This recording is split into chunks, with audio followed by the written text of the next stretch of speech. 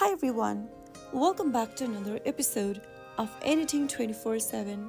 In this video, I'm going to show you how to add a new font in Picsart. To add a new font in Picsart, first of all open up the Picsart application. From the home page, go ahead and select a new project that you would like to work on.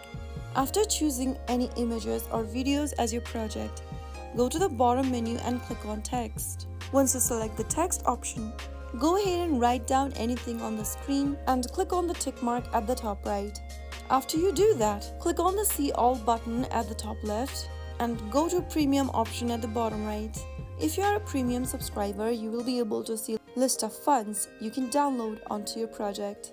Go ahead and click on the Download button right next to the text you want to download and you will be able to download the font. Now that you've selected the font and downloaded it, you will then be able to add the font on your font option in Picsart.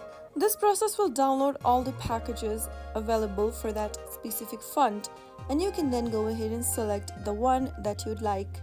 So that is how you will be able to add font on Picsart.